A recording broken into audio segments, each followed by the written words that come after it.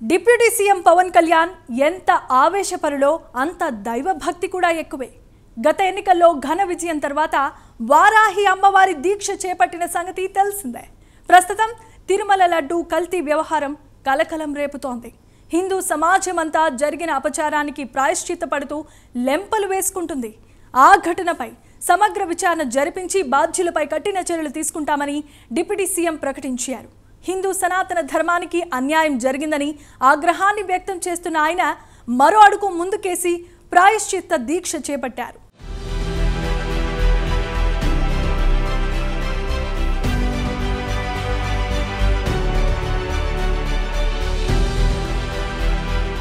పవన్ కళ్యాణ్ కు దైవభక్తి ఎక్కువ. అందులో వారాహి అమ్మవారి భక్తుడు. అందుకే ఎన్నికల్లో ప్రచారం కోసం ఏర్పాటు చేసుకున్న వాహనానికి వారాహి అని పేరు పెట్టుకున్నారు. టీడీపీ బీజేపీలతో పొత్తులో భాగంగా ఆంధ్రప్రదేశ్లో జనసేన పార్టీ 21 అసెంబ్లీ 2 లోక్సభ స్థానాల్లో పోటీ చేసిన విషయం అందరికీ తెలిసిందే.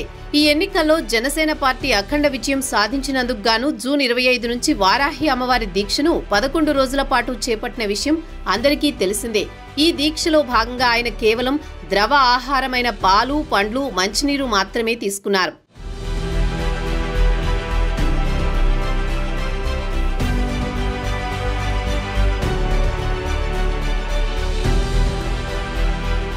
తాజాగా తిరుమల లడ్డు కల్తీ ఘటనను నిరసిస్తూ ఆయన ప్రాయశ్చిత్త దీక్ష చేపట్టారు.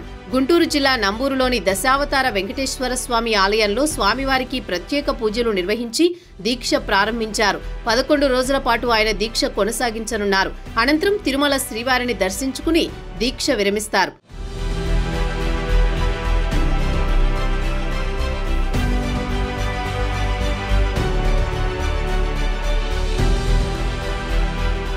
ఇప్పటికే తిరుమల పవిత్రతను కాపాడే విషయంలో అన్ని చర్యలు తీసుకోవాలని ముఖ్యమంత్రి చంద్రబాబు ఆదేశించారు. తిరుమల ప్రసాదంలో జంతు కొవ్వు కలిసిందన్న విషయంపై మంత్రులు, ఉన్నతాధికారులు, టీటీడీ ఈవో, ఆగమ శాస్త్ర పండితులతో ఆయన సమీక్ష నిర్వహించారు. టీటీడీ ప్రక్షాళన, ఆలయ సంప్రోక్షణకు సంబంధించి ఈవో శ్యామలరావు ప్రాథమిక నివేదికను అందించారు. ఈ నివేదికపై సమావేశంలో చర్చించారు. శ్రీవారి ఆలయ సంప్రోక్షణపై ఆగమ సలహాదారులు, వేద పండితుల సూచనలను ఈవో సీఎంకు నివేదించారు. మరిన్ని సూచనలు తీసుకుని అందుకు అనుగుణంగా నిర్ణయం తీసుకోనున్నట్లు తెలిసింది. ఈ నేల మీద ఇలాంటి అపవిత్రం జరిగితే, రిపీటెడ్ గా జరిగితే, ఒకసారి కాదు, 2 సార్లు కాదు, రిపీటెడ్ గా జరిగితే ఇప్పుడు కూడా మాట్లాడకూడదంటే అది తప్పు చేసిన వాళ్ళం అవుతాం. మేము దోషులకి శిక్ష పడాలి.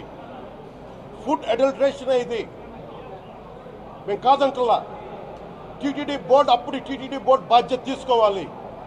పొలిటికల్ గా వచ్చి అలంకారప్రాయంగా ఒక్కొక్కళ్ళు వచ్చేసి దర్శనాలకి టికెట్లు ఇవ్వడానికి మీరు బోర్డు మెంబర్స్ అవ్వలేదు. మీరు ఎవరు చైర్మన్ కానీ ఈవో కానీ మీరు అక్కడ ధర్మాన్ని పరిరక్షించాలి. మీరు అక్కడ మీ ఇష్టాలకి మీరు కూర్చోబెట్టి మీ ఇష్టాలకి కాంట్రాక్ట్లు ఇచ్చుకోవడానికి మీరు టీటీడీ బోర్డుకి మీరు వెళ్ళలేదు. మీరందరూ మీ అందరికీ బాధ్యత ఉంది. మీరు నిర్ణయించుకోవాలి.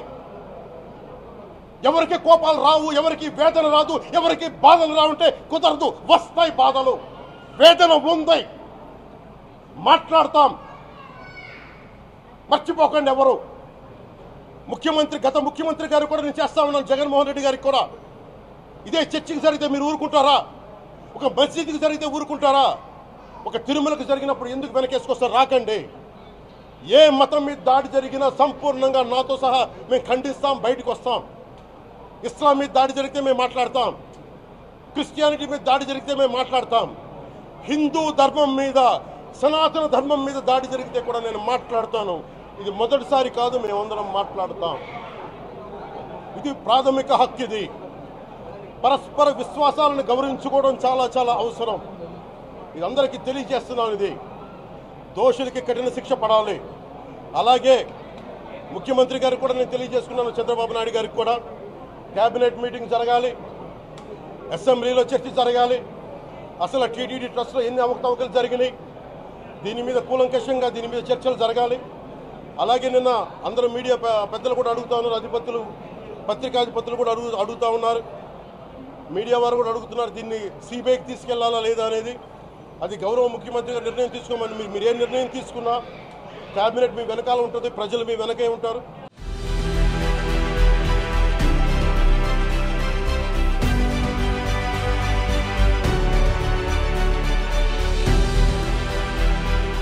అయితే తిరుమల లడ్డూ అపచారం పరిష్కృతిపై ఈ సమావేశంలో ఎటువంటి నిర్ణయం తీసుకోలేదు. అపచార పరిహారం చేసేందుకు ఆగమ కమిటీలు పలు సూచనలు చేశాయి.